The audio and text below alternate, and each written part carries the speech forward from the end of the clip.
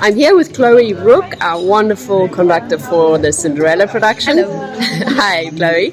I was just wondering if you could say a little bit about your journey into conducting. Yes, absolutely. I first tried conducting when I was a teenager. As a side study, I was a flute player, and at the music school I went to on a Saturday, we could try different things, including conducting. And so I tried it a bit, and I'd done a little bit of dancing as a kid, so moving my arm felt very easy, and I really enjoyed it, but didn't think anything of it. And then when I got to university, was just studying music, I then started setting up some groups because people wanted to make music and I knew how to conduct. And so that was sort of the beginning of it. And then, once I'd finished my bachelor degree, I thought, what's next? So I went and I did a master's in conducting in London. And that was really great to kind of equip me with the technique I needed, and particularly having confidence in my ability to be clear in communicating my ideas. And then after that, really wanted to get some professional experience and encounter another musical context. So I moved to the Netherlands and I did the National Master in conducting here in Amsterdam and The Hague.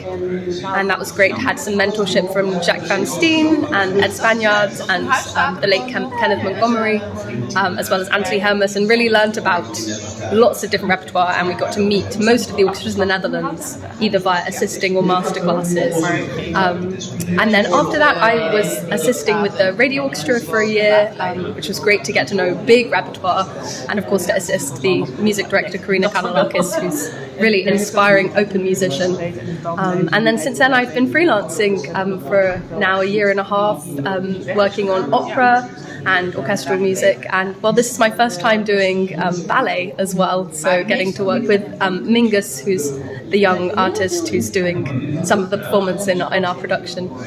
A lot of work these days in the UK, and you're also obviously doing a lot of work here in the Netherlands. How do you find the difference in the working style or the way of communicating?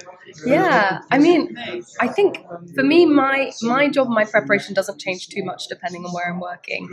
I'm always trying to learn the score as deeply as I can and to come with as many ideas. But I do find once I'm in the rehearsal week, there is quite a big difference in terms of the amount of time. In the UK, there's just not often as much time to rehearse. So that already just on paper practically changes a little bit. In the UK, I'm coming straight away with the ideas already right into my gestures, and there's not a lot of time to develop that with the orchestra. So I have to kind of come really crystal clear on what I'm going to show straight away. In the Netherlands, there's also that demand, but then there's also a chance to develop and change things and experiment a bit more.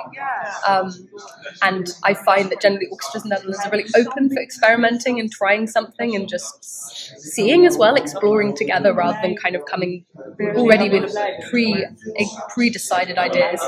That said, in the UK I've also had really good experiences being able to do that. Working in opera sometimes gives you a bit more flexibility to develop over a rehearsal process and to come with ideas that you might also just develop in the room with the singers, and then so that gives a longer process. And I find, there are different strengths in terms of different ways of playing, different sounds. In the UK, they are really, really used to working quickly, and the sight reading is unbelievable.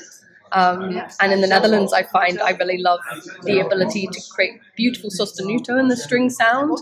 But different elements. But also, as I'm starting to work, I generally just, so long as it's a group of people who want to make music and be creative, that it's kind of a joy, whichever side of the ocean it's on. The project that we're just doing at the moment is the story of Cinderella, and we're using one actress and one dancer, and of course our orchestra. How have you experienced working with the orchestra and with the dancer and the actor? Yeah, it was super nice already on the first day of rehearsals, getting to go into the score, which I know the orchestra knows incredibly well. So for me, it was also lovely just to learn, and to already when we were playing it through, getting a sense of how the orchestra already knew it being, and then finding ways that I could just add things or shape things in different directions. But yeah, it's been incredibly fun working with Tina and Mingus as well, and Tina brings so much energy on stage that kind of flavors the different pieces of music as we go along, which also has, we're using in a way music which would be supporting particular choreography, which actually we're now using for different purposes. So that is kind of reframing, and I think for all of us having to think about these different pieces of music differently. And then to accompany Mingus has been wonderful. He's so graceful. So that's been great, and there's a lot to think about. I think that's one thing I really love, working in spaces where there are a lot of things to think about. It kind of, for me, makes the music even more charged when I have to really focus to be present. That somehow gives me a new energy when there are lots of possible distractions. It kind of really focuses me, and I love the interaction with the audience, and just being part of a larger production is really super fun.